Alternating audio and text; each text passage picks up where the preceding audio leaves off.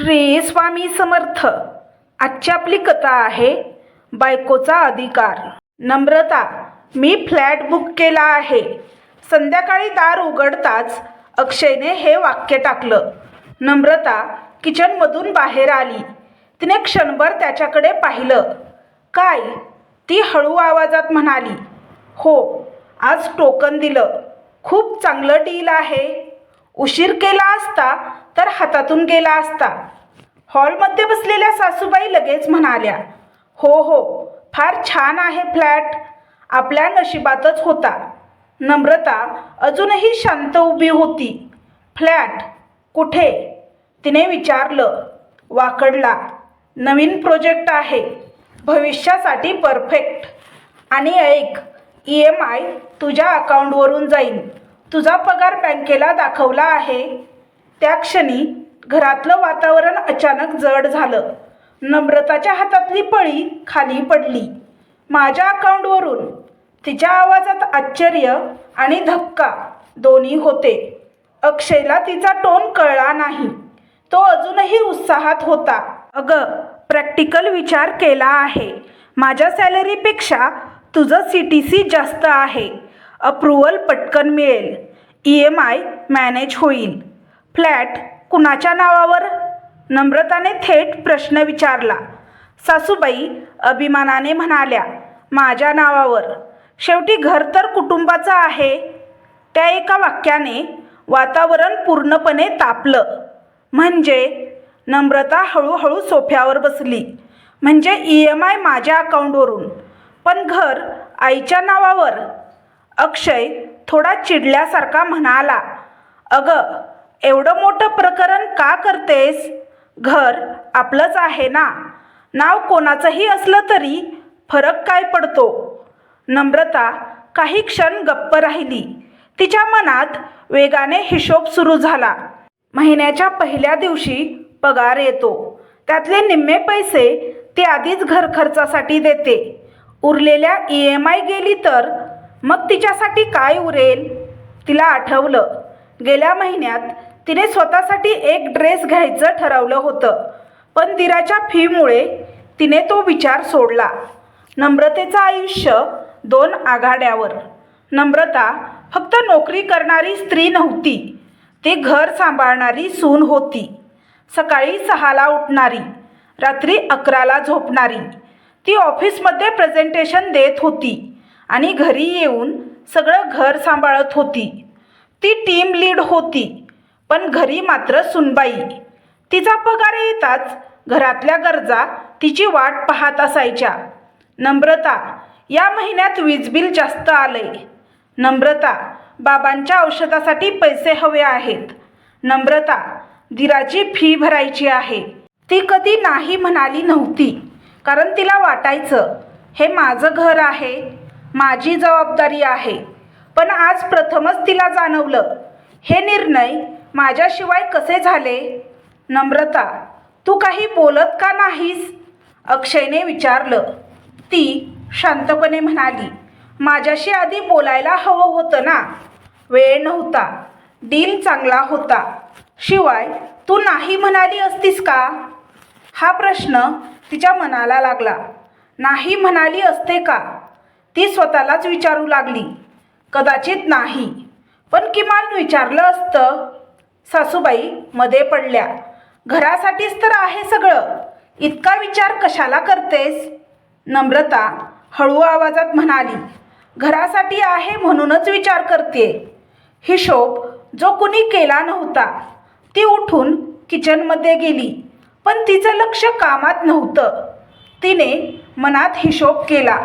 तिचा पगार 70,000, घर खर्च 30,000, EMI अक्षयने सांगितलेली 25,000, म्हणजे उरतील फक्त 15,000. त्यात तिचे प्रवास खर्च, मोबाईल बिल, ऑफिसचे खर्च, म्हणजे शेवटी सेविंग 0. आणि फ्लॅट आईच्या नावावर.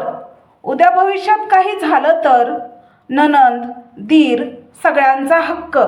तिच्या मेहनतीचा फायदा सगळ्यांमध्ये विभागला जाईल. तिच्या मनात पहिला प्रश्न.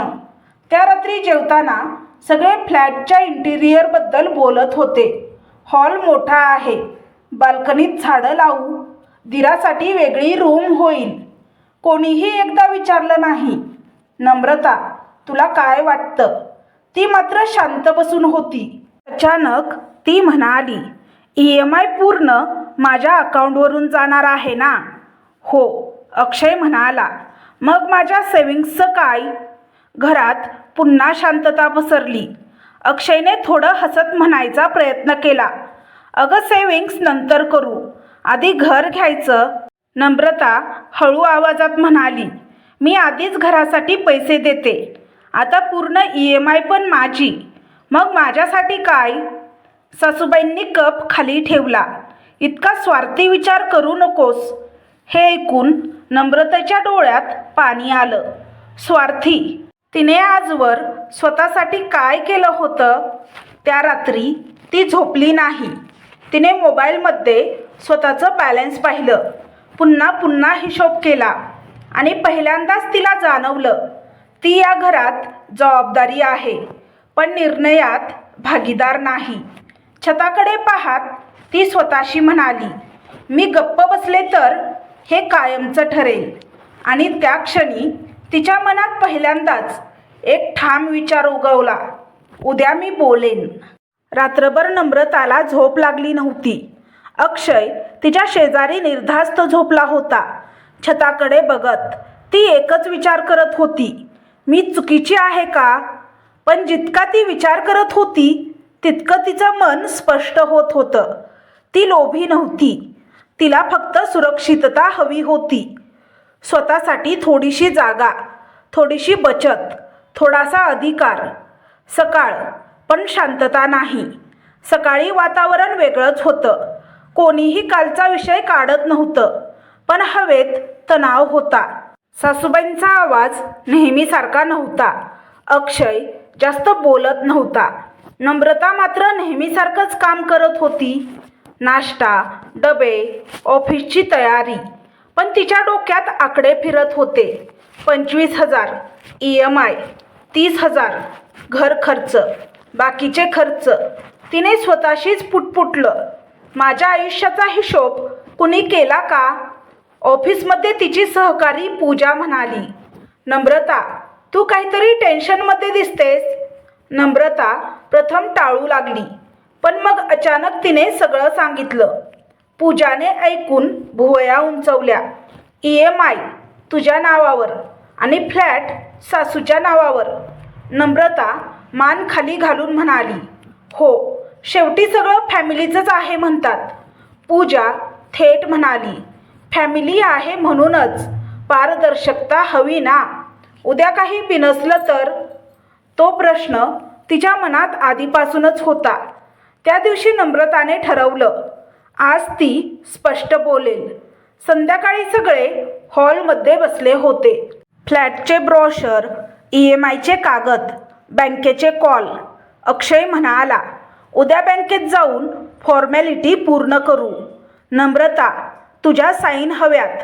ती शांतपणे म्हणाली, साईन करण्याआधी बोलायचं आहे. सगळे तिच्याकडे वळले. नम्रताचा आवाज शांत पण धारदार, मी काल रात्री खूप विचार केला. अक्षय थोडा चिडल्यासारखा, पुन्हा तोच विषय? हो, कारण हा छोटा विषय नाही. ती उठून उभी राहिली.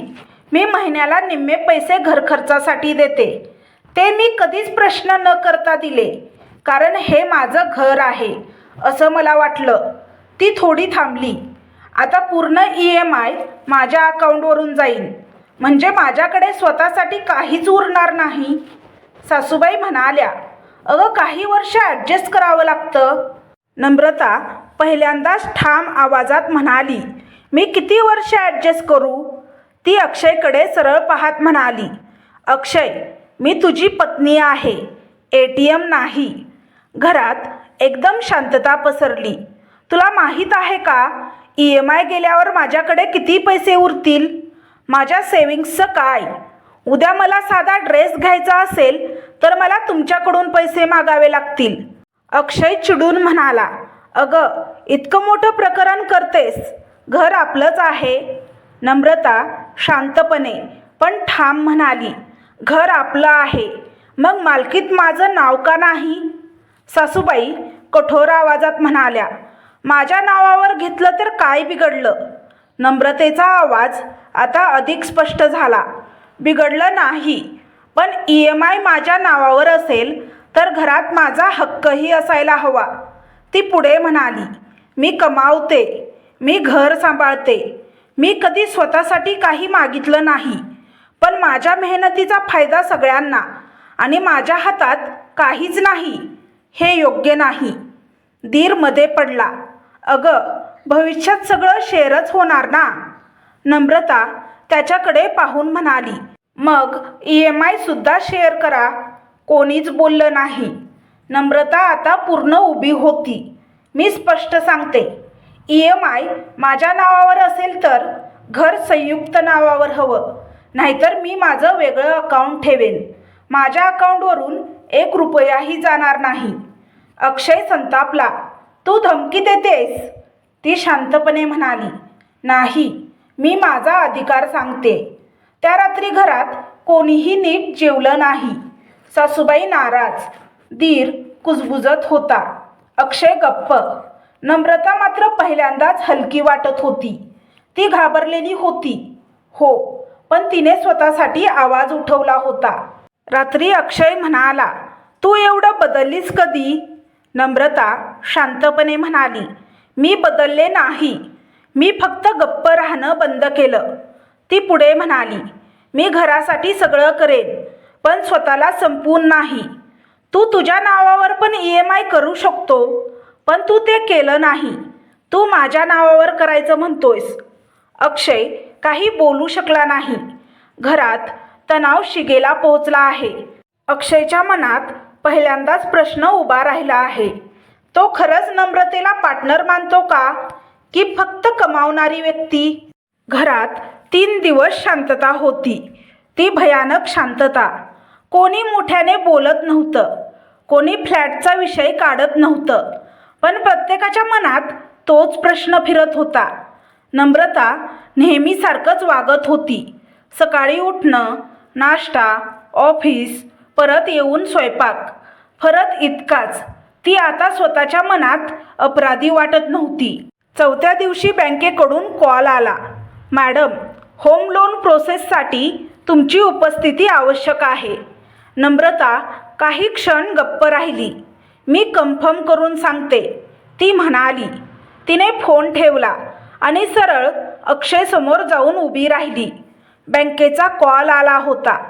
अक्षयने तिच्याकडे पाहिलं. मग? मी जाणार नाही जोपर्यंत गोष्टी स्पष्ट होत नाहीत. अक्षयचा संयम सुटायला लागला. तुला काय स्पष्ट हवं आहे अजून? नम्रता शांतपणे बोलू लागली, पण तिच्या आवाजात आता ठामपणा होता. स्पष्ट म्हणजे EMI माझ्या नावावर असेल तर मालकीत माझं नाव, नाहीतर मी साईन करणार नाही. सासूबाई तडक उठल्या, आम्ही तुला इतका मान दिलं, घर दिलं, आणि तू आमच्यावर विश्वास ठेवत नाहीस. नम्रतेच्या डोळ्यात पाणी आलं, पण आवाज थरथरला नाही. विश्वास आहे, पण भविष्याची खात्री नाही. म्हणजे आम्ही तुला घराबाहेर काढू असं वाटतंय? सासूबाईंनी टोमणा मारला. ती शांतपणे म्हणाली, मी काही वाईट गृहीत धरत नाही, पण आयुष्यात सगळं कायम एकसारखं राहत नाही. अक्षय चिडून म्हणाला, तुला इतकी भीती का वाटते? मी आहे ना तुझ्यासोबत. ती त्याच्याकडे पाहत म्हणाली, आज आहेस, उद्या काय होईल हे कुणाला माहीत? हे ऐकून अक्षय थबकला. सत्य जे कोणी ऐकायला तयार नव्हतं. नम्रता पुढे म्हणाली, मी गेल्या 3 वर्षात किती पैसे दिले माहीत आहेत तुला? घर खर्च, फी, औषधं. कधी हिशोब मागितला नाही, कारण मला वाटलं आपण एक टीम आहोत. ती थोडी थांबली, पण टीममध्ये निर्णय एकट्याने घेतले जात नाहीत. दीर मध्ये पडला, अगं इतकं मोठं प्रकरण का करतेस? शेवटी फ्लॅट आपलाच आहे. नम्रता शांतपणे म्हणाली, मग EMI सुद्धा सगळ्यांनी द्या. कोणी उत्तर दिलं नाही. त्या दिवशी नम्रता बँकेत गेली. तिने स्वतःचं वेगळं सेव्हिंग अकाउंट उघडलं. तिने पगार त्या अकाउंटमध्ये वळवण्याची प्रक्रिया सुरू केली. घरी आल्यावर अक्षयला सांगितलं, मी माझं वेगळं अकाउंट सुरू केलं आहे. अक्षय संतापला. म्हणजे तू खरंच फ्लॅटसाठी पैसे देणार नाहीस? ती शांतपणे म्हणाली, मी देईन, पण माझ्या अटींवर. काय अटी? घर संयुक्त नावावर आणि EMI दोघांच्या जबाबदारीत. त्या रात्री सासूबाईंनी जेवण केलं नाही. आम्ही तुला मुलीसारखं मानलं, त्या म्हणाल्या. नम्रता हळू आवाजात म्हणाली, मुलीसारखं मानलं असेल तर तिचं भविष्य सुरक्षित ठेवलं असतं. हे ऐकून घरात पुन्हा शांतता पसरली. रात्री अक्षय एकटाच बाल्कनीत उभा होता. त्याच्या मनात द्वंद्व सुरू होतं. आईची भावना, पत्नीचा मुद्दा. त्याला आठवलं, नम्रता कधीच काही मागत नव्हती. ती कधीच वाद घालत नव्हती. आज ती एवढं ठाम का उभी आहे? तो आत आला.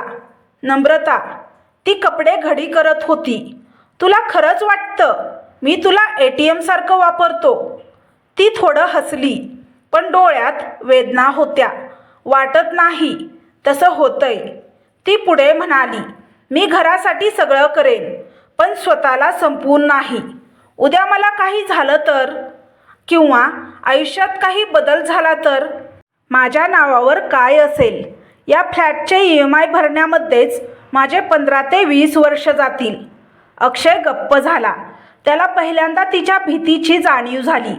2 दिवसांनी अक्षयने सगळ्यांना हॉलमध्ये बोलावलं. त्याच्या हातात काही कागद होते. मी बँकेत बोललो, फ्लॅट संयुक्त नावावर घेतो. सासूबाई चकित झाल्या. अक्षय, तो शांतपणे म्हणाला, आई, घर आपलं आहे, मग नम्रताचं नाव असण्यात काय अडचण? धीर काही बोलणार होता, पण अक्षयने त्याला थांबवलं. EMI दोघं मिळून भरू. नम्रताच्या अकाउंटवर पूर्ण भार टाकणार नाही. नम्रता गप्प उभी होती. तिच्या डोळ्यात पाणी होतं, पण त्या पाण्यात कमजोरी नव्हती. तो आत्मसन्मान होता. पण सगळं इतकं सोपं नव्हतं. सासूबाई अजूनही पूर्णपणे तयार नव्हत्या. आज तू तिच्यासाठी आईविरुद्ध उभा राहिलास, त्यांनी दुखावून म्हटलं. अक्षय शांतपणे म्हणाला, आई, मी कुणाविरुद्ध उभा नाही. मी योग्य गोष्टीसाठी उभा आहे. नम्रता त्या क्षणी काही बोलली नाही, पण तिच्या मनात एक गोष्ट स्पष्ट झाली. अधिकार मागावा लागत नाही, तो ठामपणे सांगावा लागतो. फ्लॅट संयुक्त नावावर घेण्याचा निर्णय झाला, पण घरातलं वातावरण अजून पूर्ण शांत झालं नव्हतं. त्यामध्ये एक हलकीशी दरी तयार झाली होती. नम्रताने स्वतःसाठी आवाज उठवला होता. आता पुढचं पाऊल होतं त्या नात्यांना पुन्हा समजून सन्मानाने उभं करणं. ती बाल्कनीत उभी राहून स्वतःशी म्हणाली, मी चुकीची नव्हते. तुम्हाला काय वाटतं? नम्रताचा निर्णय चुकीचा होता का बरोबर होता? फ्लॅटच्या कागदावर दोघींची नावं आली. त्या दिवशी नम्रताने कागद हातात घेतले आणि काही क्षण शांत उभी राहिली. तो फक्त एक कागद नव्हता, तो तिच्या आवाजाचा पुरावा होता. अक्षय तिच्याकडे पाहत म्हणाला, हॅपी? ती हलकसं हसली. हॅपी नाही, सुरक्षित वाटतंय. त्या एका शब्दाने अक्षय थोडा विचारात पडला. सासूबाई अजून पूर्णपणे मोकळ्या नव्हत्या. त्यांच्या बोलण्यात हलकीशी टोचणी असायची. आजकालच्या मुली खूप हिशोबी असतात, त्या एकदा म्हणाल्या. नम्रता शांतपणे ऐकत होती. पूर्वी असं काही ऐकलं असतं तर ती गप्प राहिली असती, पण आता तिच्या मनात अपराधीपणा नव्हता.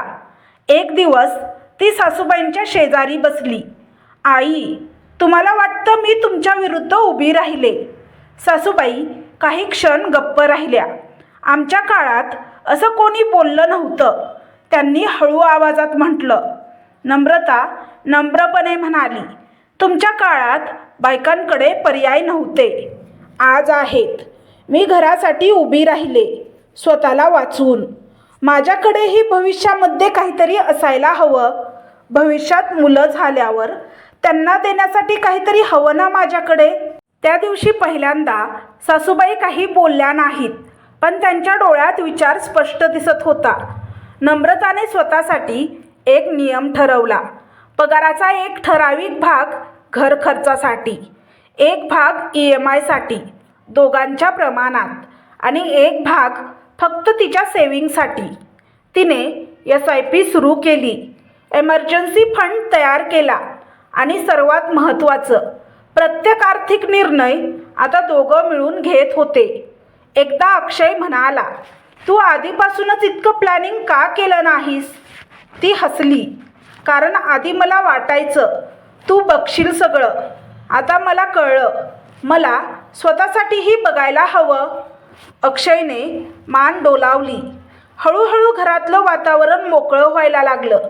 सासूबाई एक दिवस म्हणाल्या, नम्रता, त्या फ्लॅटच्या किचनचं डिझाईन तू ठरव. तो छोटासा क्षण होता, पण त्यात स्वीकार होता. धीरही म्हणाला, वहिनी, तू खरंच धाडसी आहेस. आम्ही कधी असा विचारच केला नव्हता. नम्रता फक्त हसली. तिला कुणाला हरवायचं नव्हतं. तिला फक्त स्वतःला हरवू द्यायचं नव्हतं. एका रात्री बाल्कनीत उभं राहून अक्षय म्हणाला, माफ कर नम्रता, मला खरंच कळलं नव्हतं की मी तुला इतक्या मोठ्या जबाबदारीखाली ढकलतोय. ती शांतपणे म्हणाली, तू वाईट नव्हतास अक्षय, फक्त तुला सवय होती मी काही बोलणार नाही याची. तो काही क्षण गप्प राहिला. आता ती हसली. आता मी बोलेन, भांडण्यासाठी नाही, समानतेसाठी. अंतिम संदेश. फ्लॅटचं काम सुरू झालं. नवीन घराची स्वप्न पुन्हा रंगवली जाऊ लागली. पण यावेळी फरक होता. नम्रता आता फक्त योगदान देणारी नव्हती, ती निर्णय घेणारी होती. तिने स्वतःसाठी एक सुंदर ड्रेस घेतला. खूप महाग नव्हता, पण तो तिच्या स्वाभिमानाचा प्रतीक होता. आरशात स्वतःकडे पाहून ती हळू आवाजात म्हणाली, मी ATM नाही, मी भागीदार आहे. घरात सगळं पूर्वीसारखंच दिसत होतं, पण एक बदल झाला होता. आता नम्रतेचा आवाज ऐकला जात होता आणि तिलाही समजलं जात होतं. अधिकार मागितला जात नाही, तो शांतपणे पण ठामपणे सांगितला जातो. कारण बायको म्हणजे फक्त जबाबदारी नाही, ती घराची समान मालकीण असते. तर तुम्हाला ही कथा कशी वाटली हे कमेंट बॉक्समध्ये कमेंट करून नक्की सांगा. कथा आवडल्यास व्हिडिओला लाईक, शेअर, सबस्क्राईब करा. व्हिडिओला हाईप करा, जेणेकरून हा व्हिडिओ जास्त प्रेक्षकांपर्यंत पोहोचेल. व्हिडिओ पाहिल्याबद्दल तुमचे मनापासून धन्यवाद. श्री स्वामी समर्थ.